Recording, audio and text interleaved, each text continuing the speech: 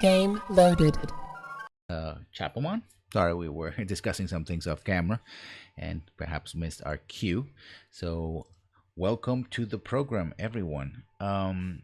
Today, or tonight, I should say, we're going to be talking basically EA again. And because that leads us to our main topic, which is, of course, the angry gamer consumer, angry gamer YouTuber, and Twitch personality. The idea of the angry gamer all around, which I have to confess, I have participated in that in more than one occasion. Are we justified in our anger? Are we making, mountains out of molehills? Are we making anyone's lives miserable by us constantly nitpicking at things? Exactly.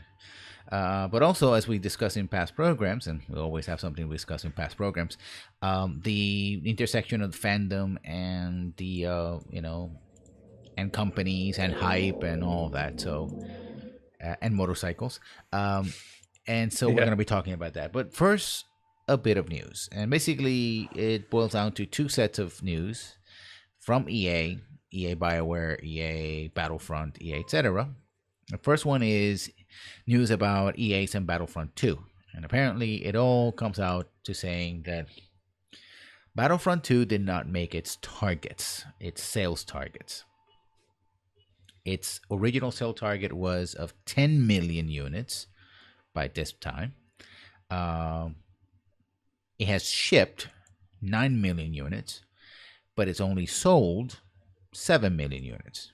Now, I don't know the exact breakdown between digital and physical, and it's a very rare admission. This was part of a call done with investors between EA and investors, which is something has to be done publicly. We don't know exactly the breakdown. That's the stuff that many companies keep secret. They don't really like to inform on specific sales, although we have other sources that kind of verified those numbers are pretty real. Now, just a few years ago, let's say 5 years ago, 5 million units sold was seen as a tremendous success. Now, 10 million seems to be the floor for something like Battlefront 2. Mind you, it is Star Wars, it is Battlefront. The last Battlefront made 13 million in sales. Not $13 million, 13 million units sold, and probably still selling units, but not at the same rate as what did before. And basically, EA also announced that they're gonna bring back microtransactions because apparently it didn't make its sales target. Yeah, that's the part that kind of seemed a little just sketchy in a way, because it's not like they said like, oh, we're going to remove all the microtransactions from the games and then we'll see how things go. They just said, oh, we're just going to take them down because reasons. We need to retweak them and stuff, but they'll come back. Yeah. So now they're making it seem like it's our fault that they're coming back, even though they already said that they were going to come back anyways. That's the impression I'm getting. And it's like, why are you shifting the blame to us? It's like you made a bad choice. It made people not want to buy your game, and therefore you need to make up the money, even though you said that wouldn't help with your sales figures. Well, I think it's all. I mean, this is a bit complicated in the sense that those numbers, while impressive, and it's certainly they're designed more to impress investors. But the real numbers that the company is interested is the concurrent daily users, right? And they want those users to stay with the game as long as possible. The larger your installed base is, if you have 10 million, you got a significant portion of 80% of them, 90% still have the software in their machines. From then you get your minnows, your dolphins, and your whales. So 10 million says, okay, we hit our target because based on that, there's certain percentages of expectations of how many non-payers or minimal payers or maximum payers over the period, say, of a year or more after, before Battlefront 3 or whatever the product will continue it, right? Um, I think it's as important overall sales as it isn't. And they also said, oh, microtransactions are not gonna, removing the microtransactions not gonna affect our business model. That's the thing. It's like right now we're in a period of transition in many ways, still between physical and digital. And one of the aspects of that is the legal versus sales pitches, right? The legal Mm-hmm. pitch is we, Electronic Arts, Activision, whatever, we own the games. We give out license. We give you permission to play the game. But the pitch still is we sell you games.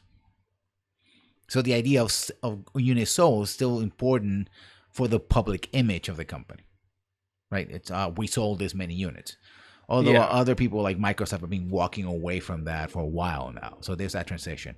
Also, games as service also sort of, prevents that because like, well, we are in the full licensing thing. You pay us some amount of money and then you have access to our games. Period. Right? No problem.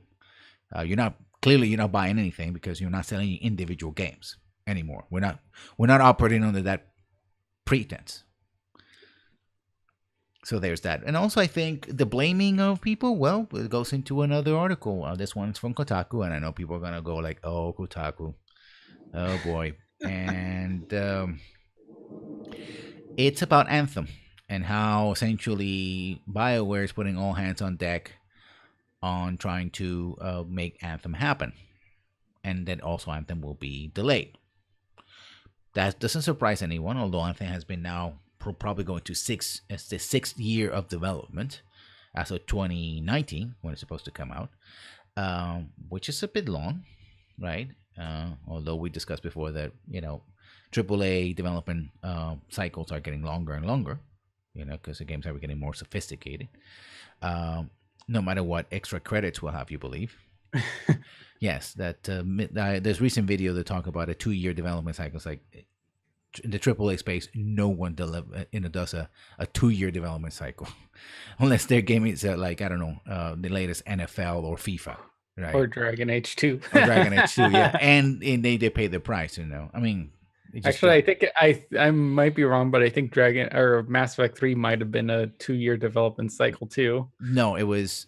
It came out in 2008, and Mass Effect 2 came out in 2005. So it's about 3 years. It originally was about 2 years.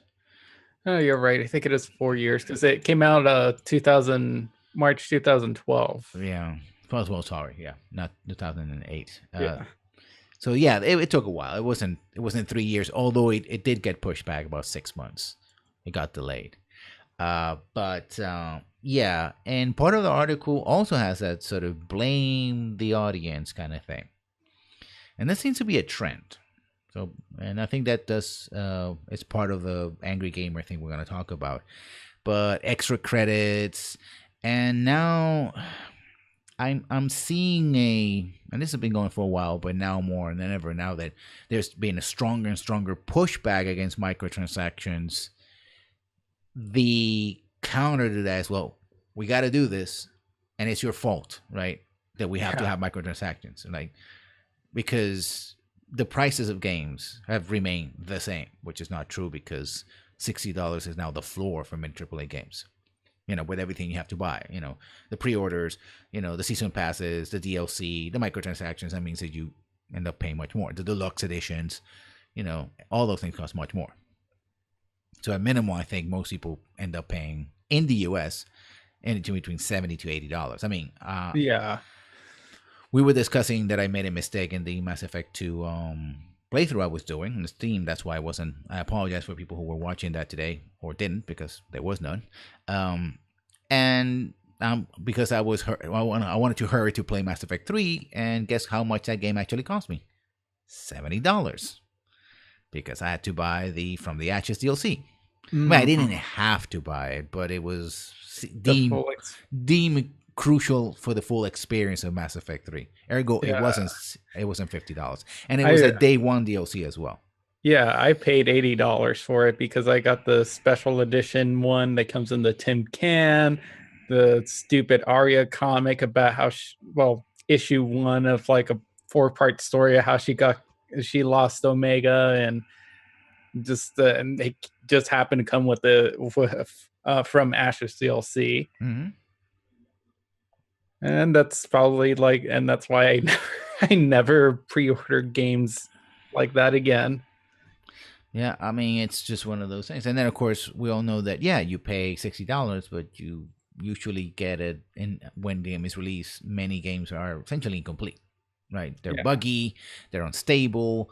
I mean, let's talk about Andromeda, which they never really given enough polish.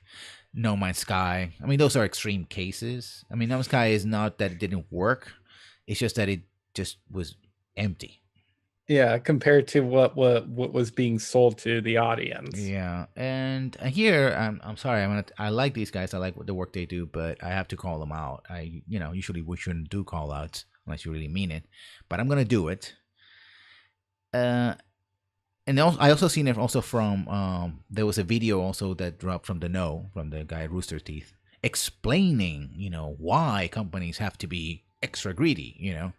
I'm like, I started watching it. It's like, oh, this and that's. Like, yeah, we're not stupid.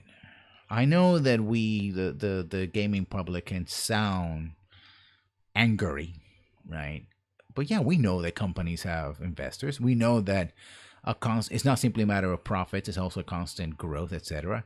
But here's the thing that both videos miss, and that's an examination of the business model, right? Yeah. Because it's like, oh, this it cost this and that, so they low extra credits to lowballs a current AAA game around $60 million to $75 million. Okay, and then they say something that I talked about a lot: the amount of money you spend on advertising. It's like, okay, you have to spend a lot of money on advertising, essentially publishing the game. Fair enough. You have to get eyeballs on the game, sure, but do you have to spend 14 months of advertising and rumor mongering and social media posturing? I don't think so. 14 months, a year and a half before the game comes out. That's a bit too much. Do you have to do every game has to go and be filtered through E3 and every single con and every single PAX? That costs money. Do you have to just for the idea of selling the game, right? In fact, one could argue that because in the video game world, people have very short memories. We all suffer from that. Just keeping talking about the game is kind of a waste of time, really. You might want to do it 6 months, 9 months. Hell, you might even do it. I always say go for the 90-day rule, right? Do it in 3 months. Do a short concerted burst 3 months before the game comes in. And that gives plenty of time for the streamers and the the influencers and the YouTubers and the players and everybody like myself. Oh, look, the game's coming out. Okay, fine. Or do it a little more low key at first and then ramp it up. I mean, it almost feels like publishers are more a victim of their own advertising cycle. The very thing that they're supposed to be doing, which is advertising in order to publish, they don't seem to be in control of it, right? I mean, don't they get to dictate how much money they spend and what they put their priorities on and when things get released? And for example, why do you have to have every major release be in November? Spread them around the year, right? Yeah. You're competing with yourselves almost at the time, right? Right. Supposedly it's for the holiday money because everyone's buying a gift. Which I always thought if this game just barely came out, like how are parents supposed to know this game is actually pretty good, maybe I should get that for my kid? I don't know, I'm not a parent, but word of mouth and the kids themselves going, I want this game. It's more and more. I mean, it's dedicated to not to the parents, the kids. Get the kids to say, I want to play, and they'll buy. And the thing about it is that most gamers nowadays, most consumers are adults anyway. Yeah. So they will seek out information of the kind of, I want to see what this game, and more people buy games on Steam winter sales, especially on PC, or those sales, than they do actually, I think, in the holiday season. And the individual titles like Call of Duty, of course, gangbusters, right? Yeah.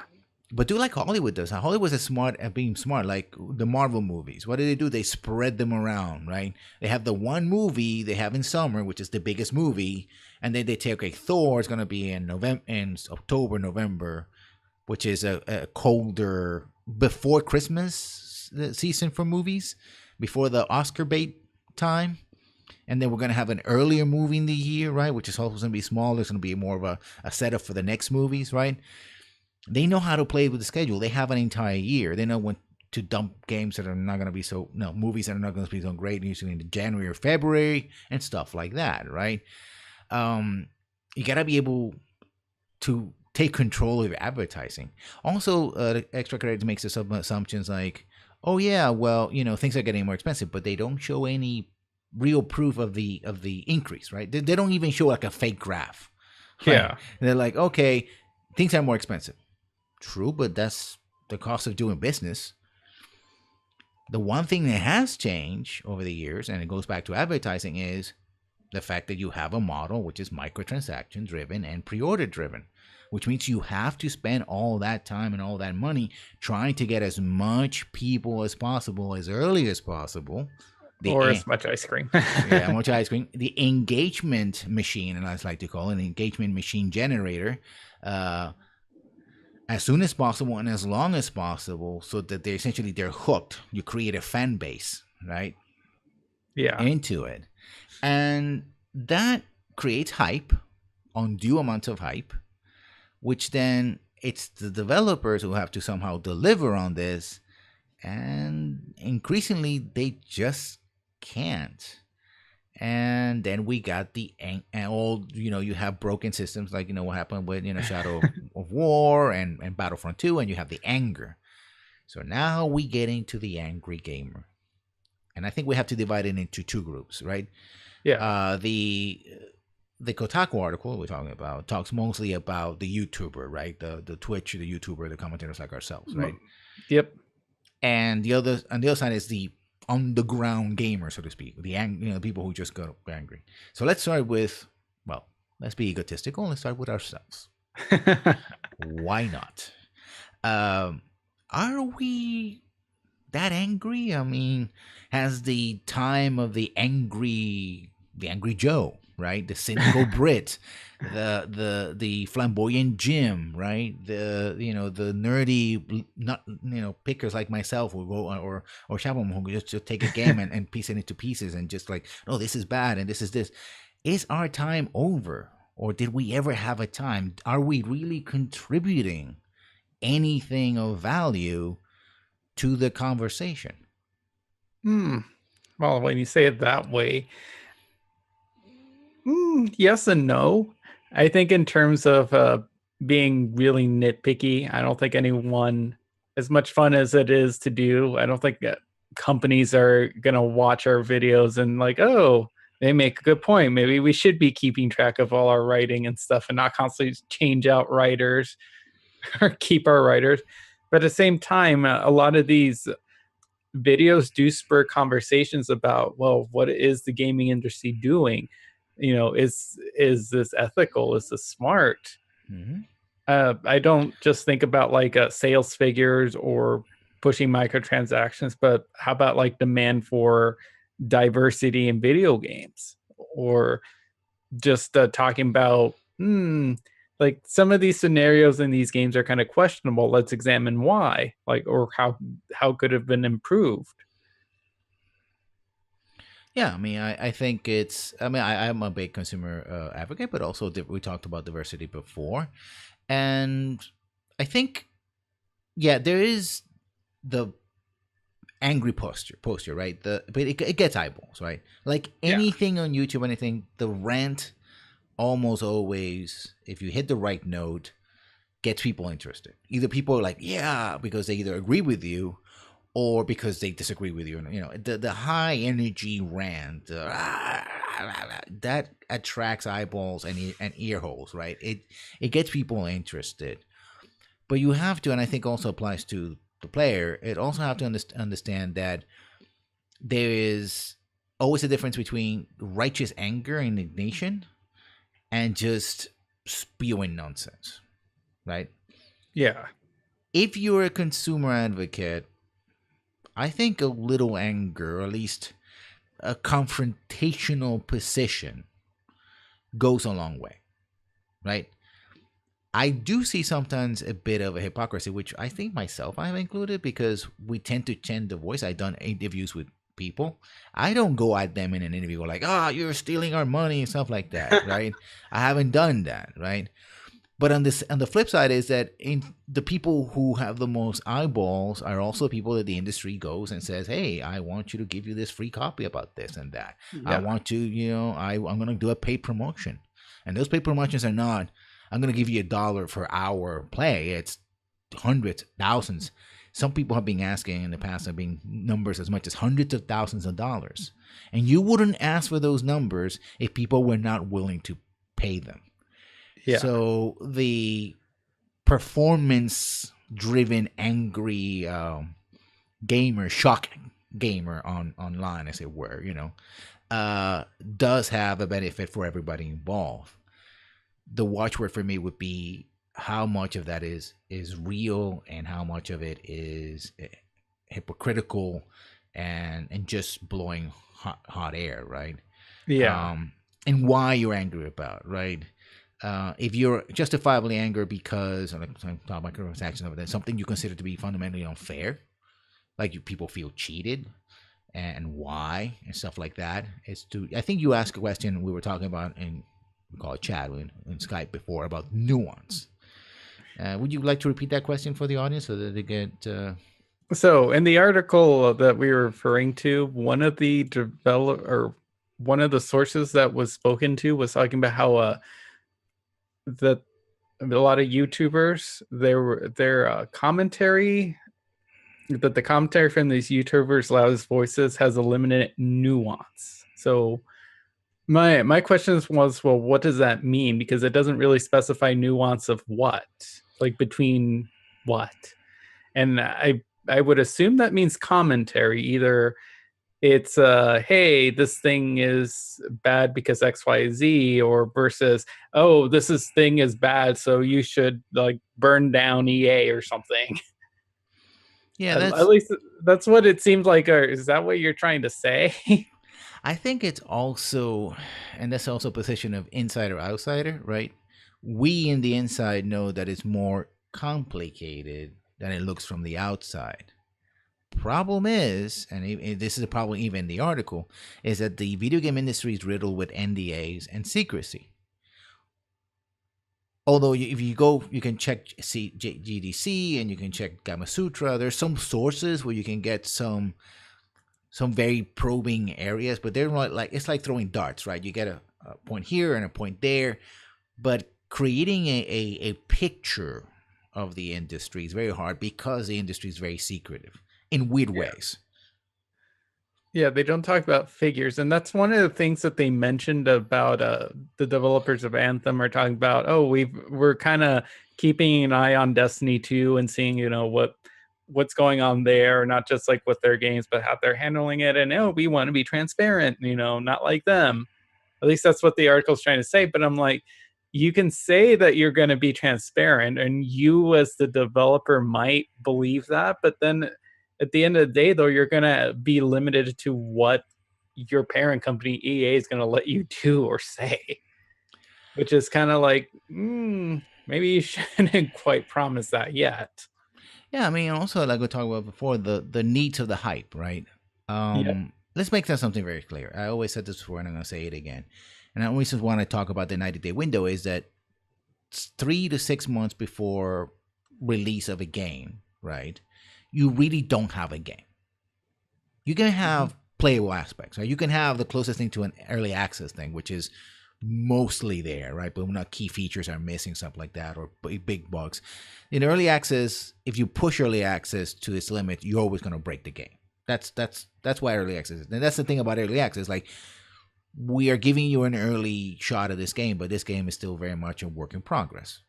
And for all the money that PUBG has made, it's still, it's been officially released, it still feels like early access, right? Now it has a second map, but it still has some bugs. It's more stable on PC, but has problem on Xbox and this and that, right? They're ironing the bugs constantly because we have the patching culture. if that happens at or after release, imagine before, right? The Q testing, the QA testing, the features you have to take in and out because they don't work.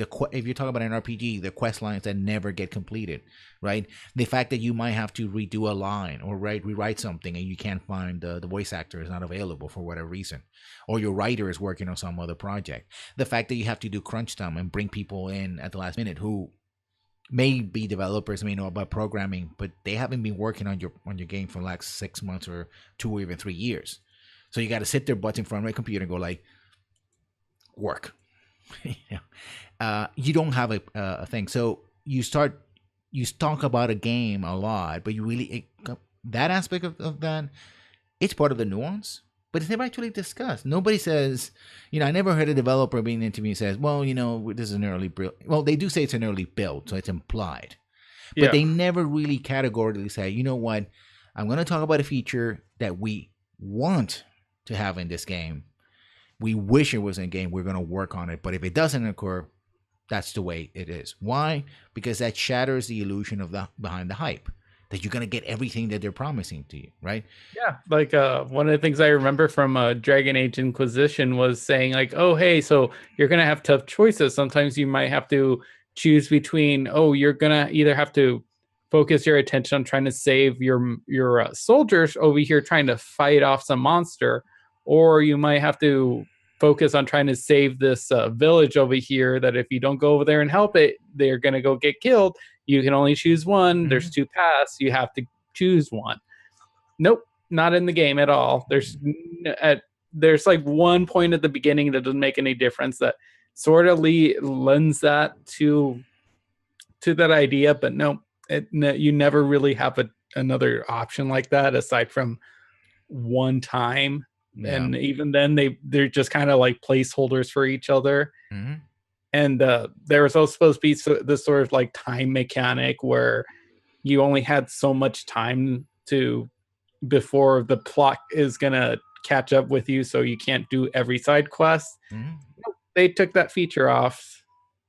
Like it would have been nice to say, hey, we're gonna have this feature, but we decided that it limits your fun, so we took it away.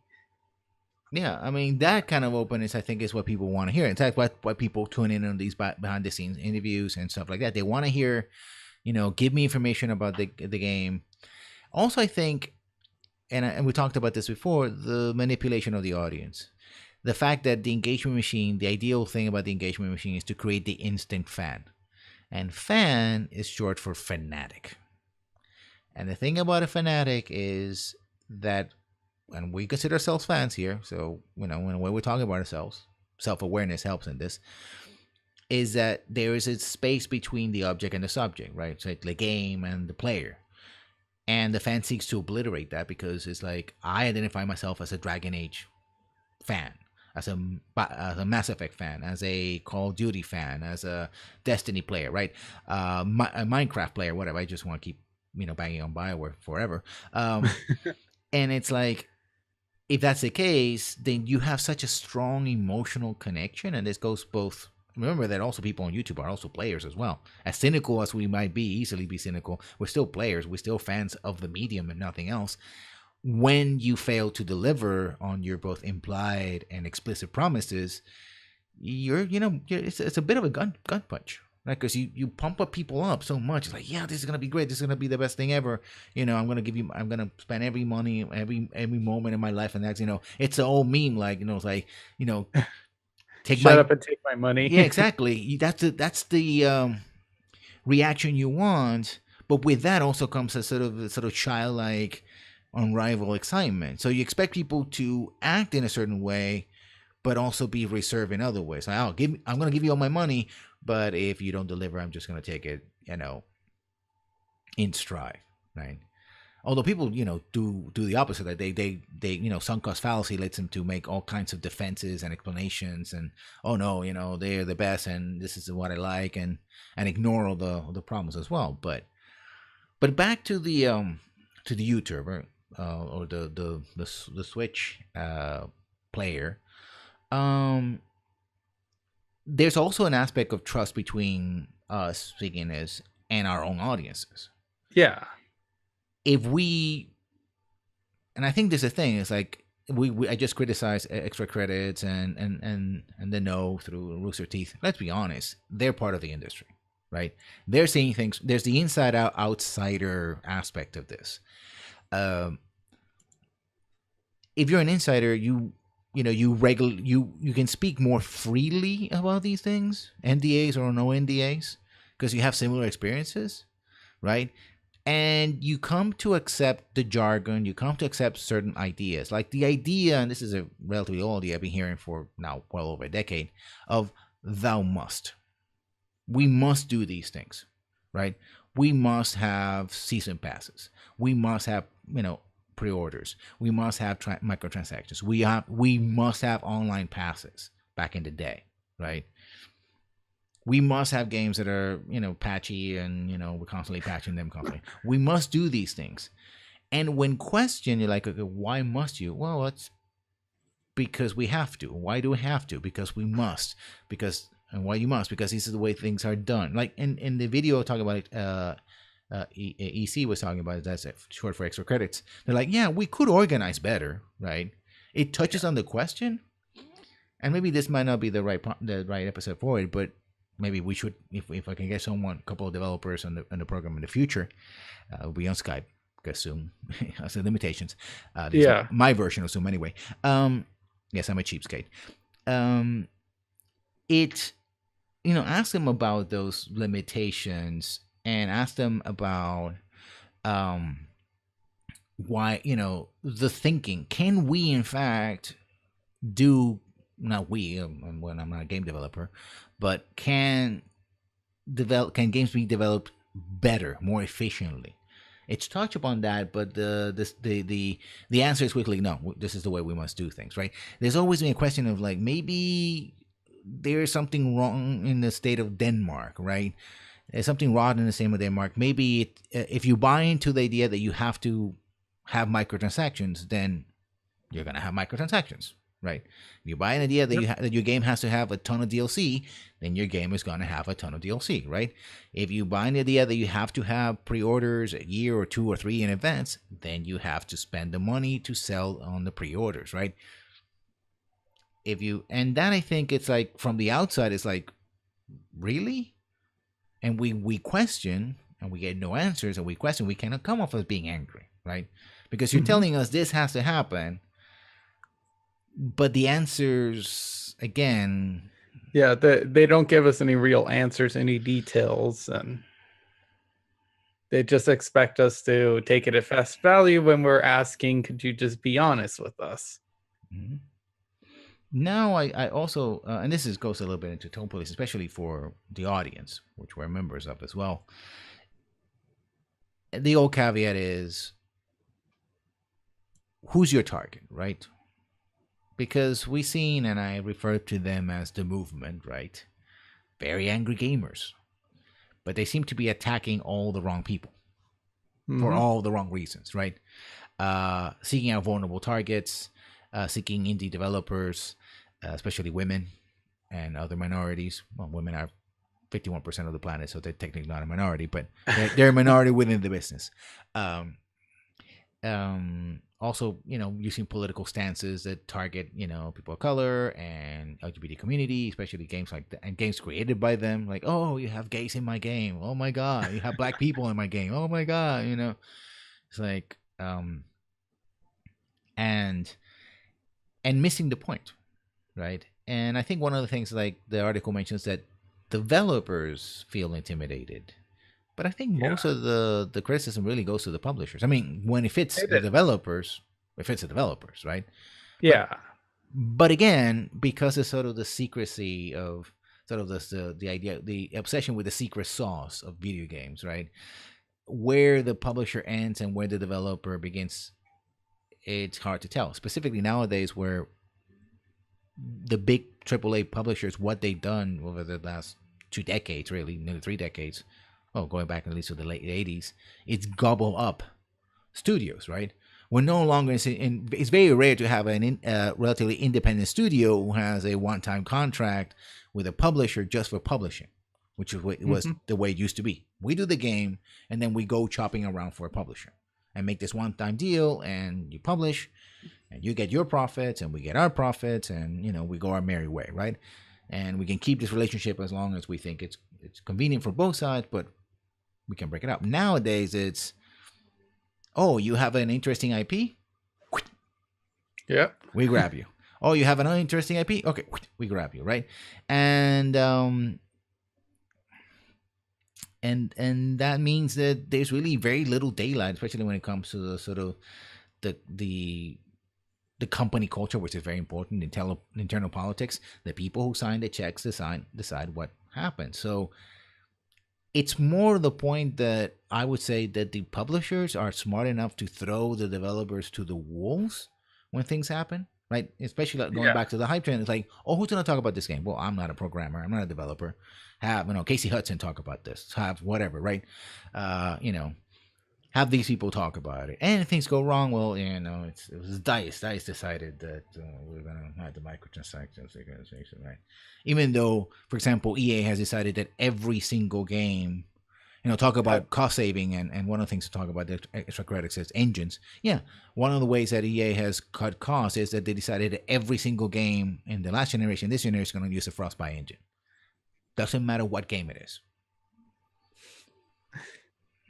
Yeah, and BioWare, as an example, has had a plethora of issues trying to adapt their gaming genre using that engine because it wasn't meant for any of their genres, which might actually cost more money in the long term because they have to try to invest time and resources into trying to adapt that engine. I don't know, but maybe I'm not a developer. I'm not a financer. Maybe all that effort is worth not having to pay out the licensing fee for, saying, using like Unreal Engine.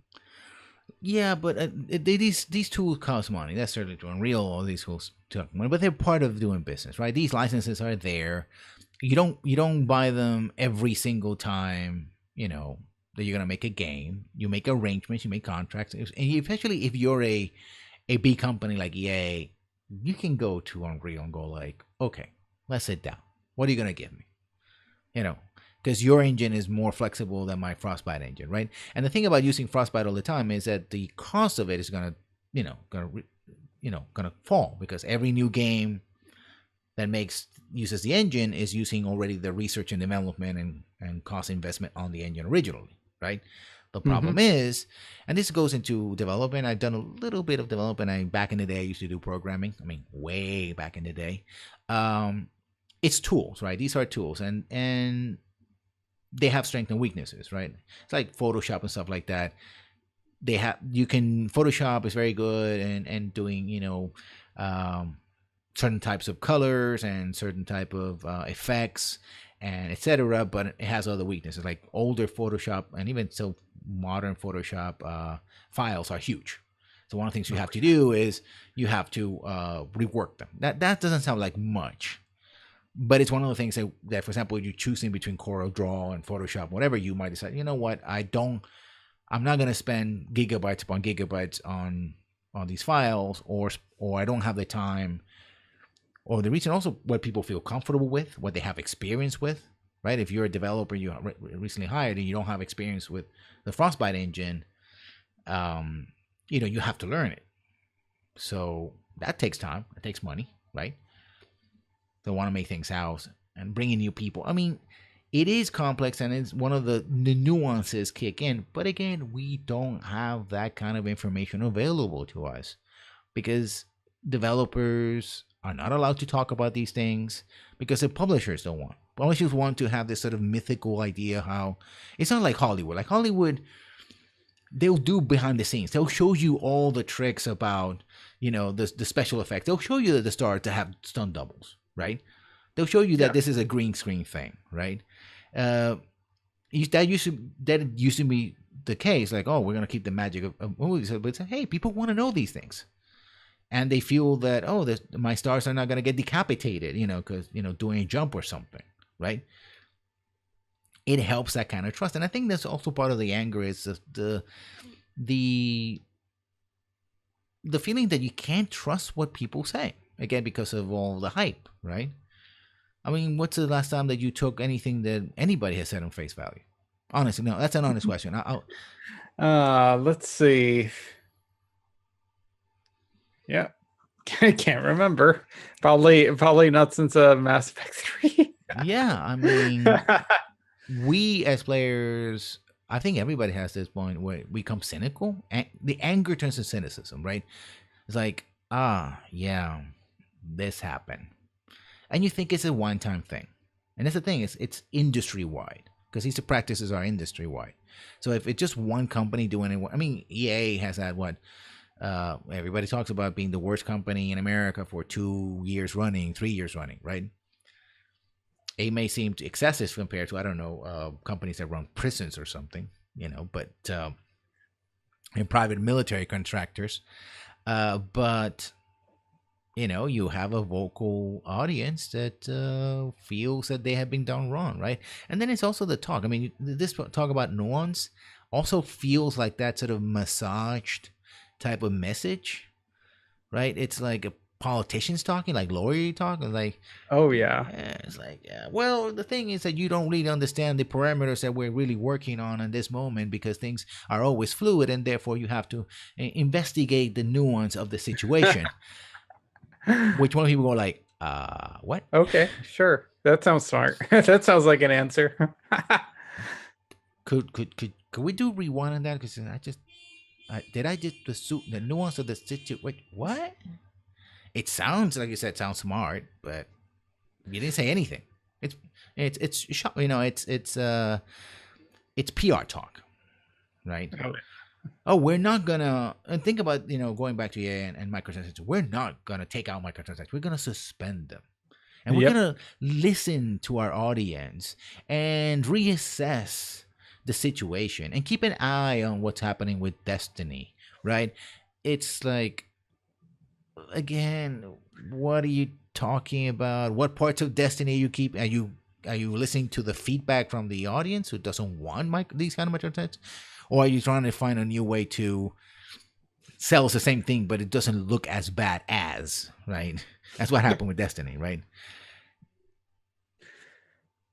I you know I don't know, and it kind of reminds me, and I think the real fear here, I think, and it's one that the article sort of points out. It blames the audience, the angry YouTuber, and maybe by extension the angry Yeah. player again.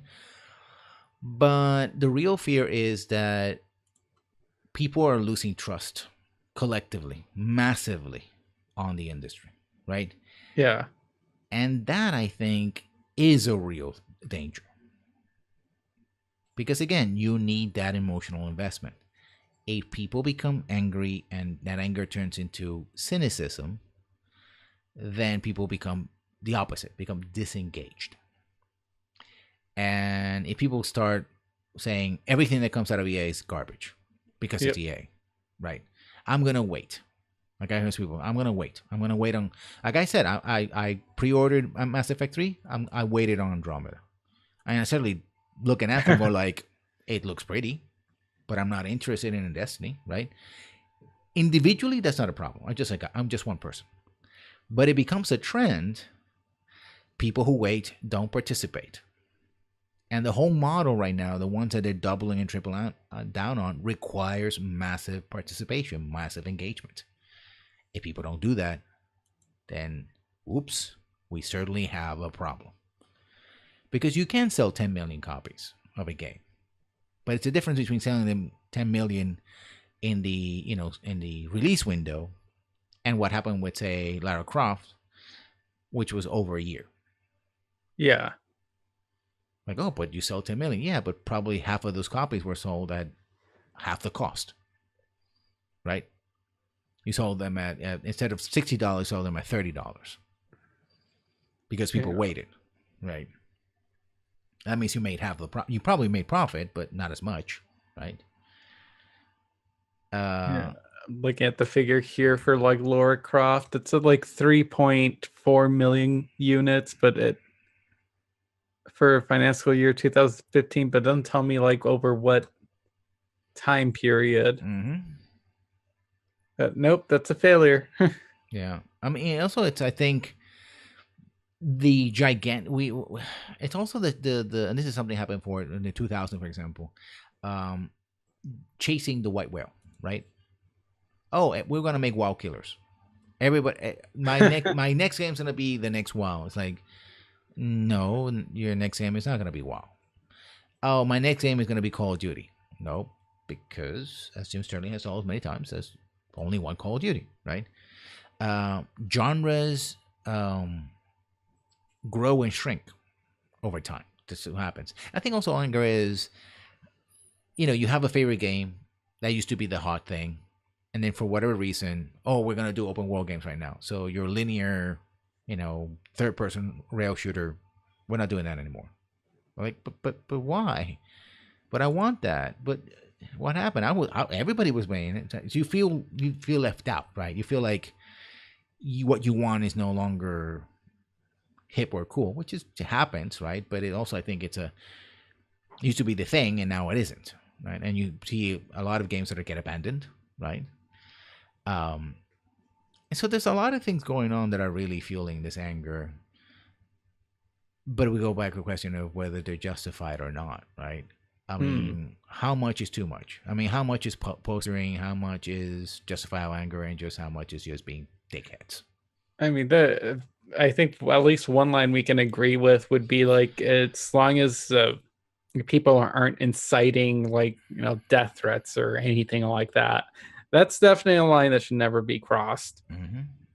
But the way this article kind of makes it sound like is the developers are worried. The developers that are working on Anthem are concerned because based on everything that's being said and their game being a multiplayer game that might have microtransactions, they're kind of concerned about the future of their company that they're working with, and ergo they're worried about their jobs, their livelihood. So they have every right to be, but I'm not entirely sure if blaming YouTubers for that is the way to go. I don't really, I kind of make this comparison to Star Wars The Last Jedi right now. There's a lot of angry fans that, for whatever reason, they did not like that movie. There's a lot of videos talking about why people really love this movie or why people really hate it and think it's the worst movie ever. But I'm pretty sure there aren't, cameraman 2 isn't really concerned about their job. There might be, but I don't think they're talking to news reports saying like, oh, these mean people saying that the movie that I worked on is terrible and now Disney might not make Star Wars 3 and I'm kind of worried about my livelihood. I kind of don't think I kind of think they have every right to be concerned, but I think they're exaggerating. Or more to the point, I think again, this is a matter of hitting the wrong target. Yeah. Right? I think I think their worried is legitimate, but I think they're shifting that anger and that the source of their anger, I think they're kind of putting that on YouTubers who don't honestly have any control over that. Mm-hmm. I mean, let's just say, for example, that Jim, all these YouTubers just kind of stop talking about EA and stop talking about these controversies altogether. Does that mean those controversies go away? I mean, less people might be less informed, mm-hmm. but that doesn't mean people won't be aware of them. Yeah, I think it's a reflection. I mean, as input in video, people sort of send them emails like, they're more of at times, a good channeling of that and a good way of, I mean, if we do our job right and include ourselves in this group, we're a very tiny minority of it and the bigger, I'm a bigger fish. But if we do our job right, we do nuance, we enunciate the worries and the griefs and the arguments made for and against these things. We try to hit the right targets, right? And talking about the developers, well, the right target is the publisher, right? They're your bosses.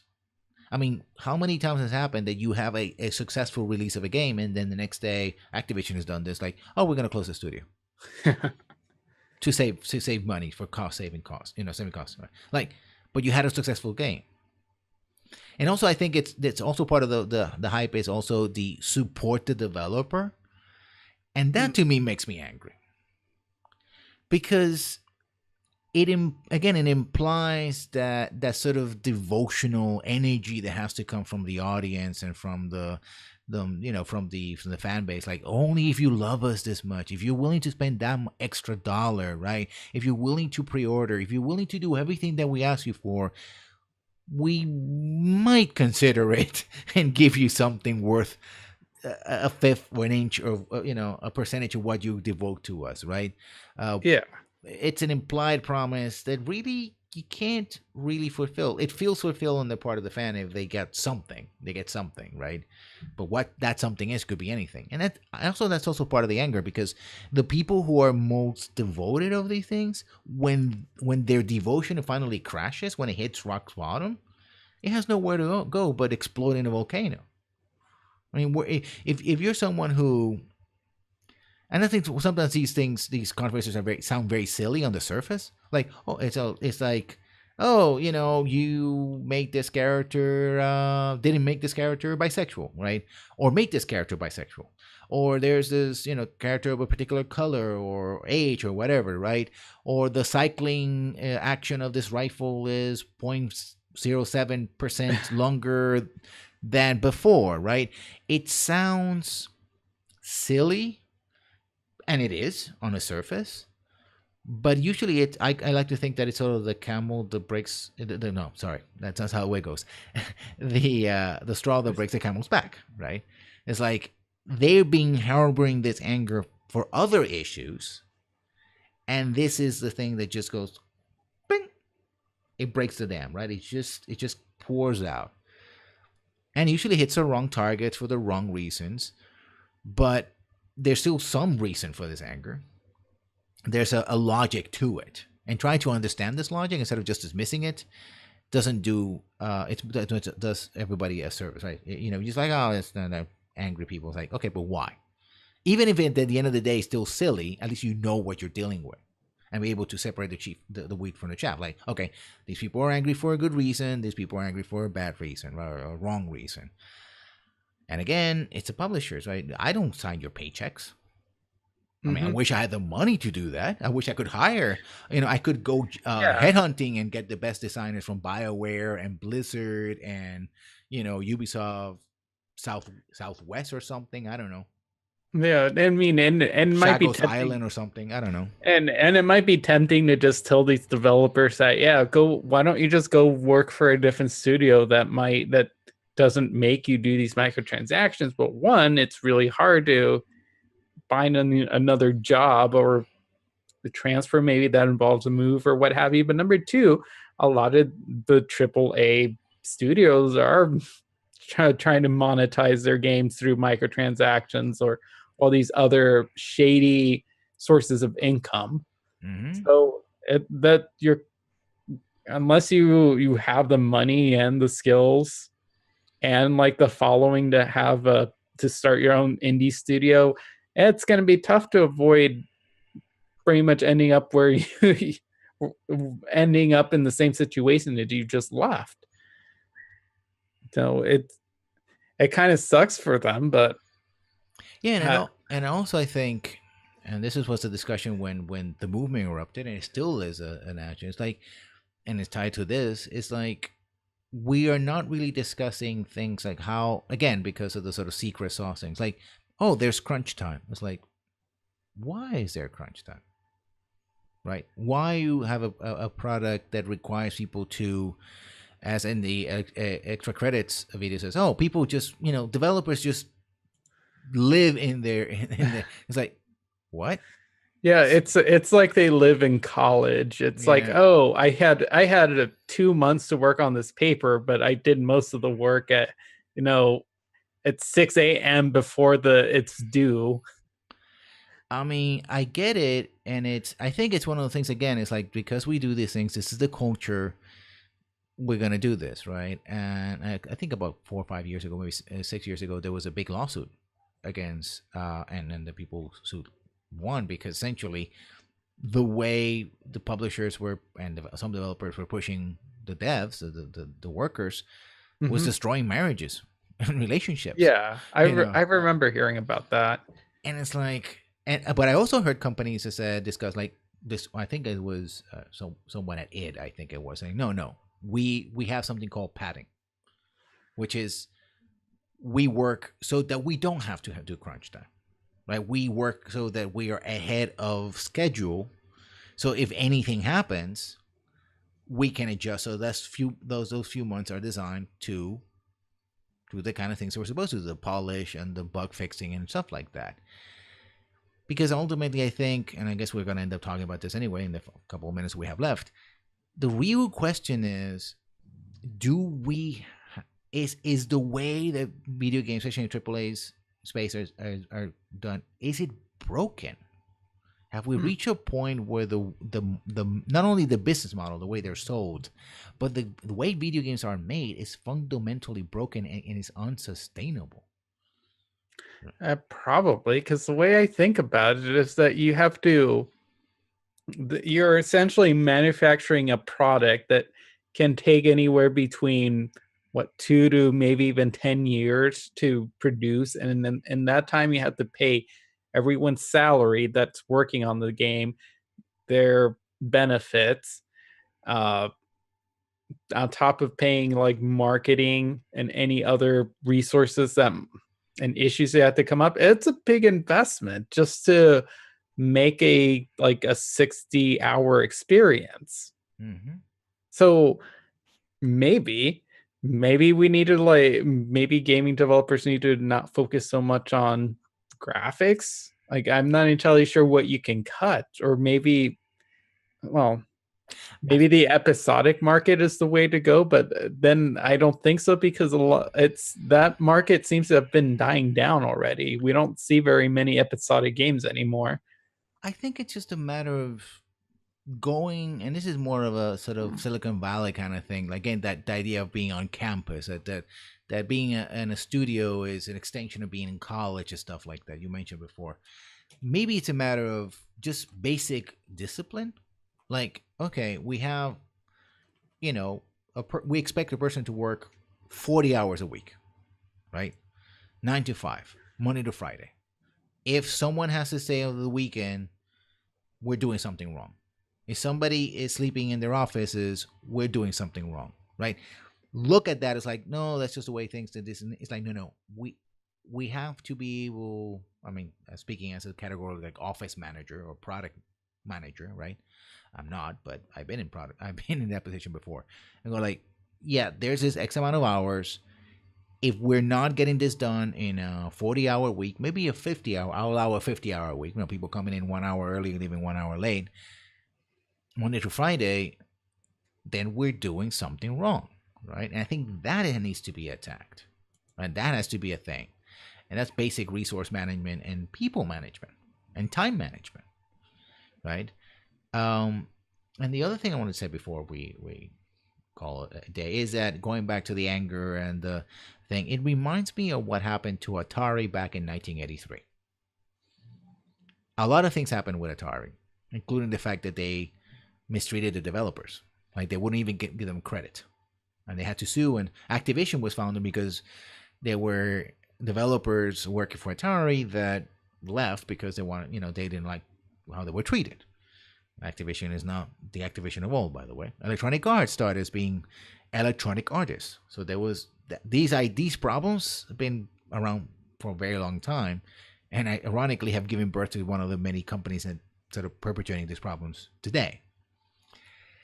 But one thing that really happened with Atari and the American video game console scene was that people simply distrusted the quality of those products. They said, essentially, they equated Atari with garbage.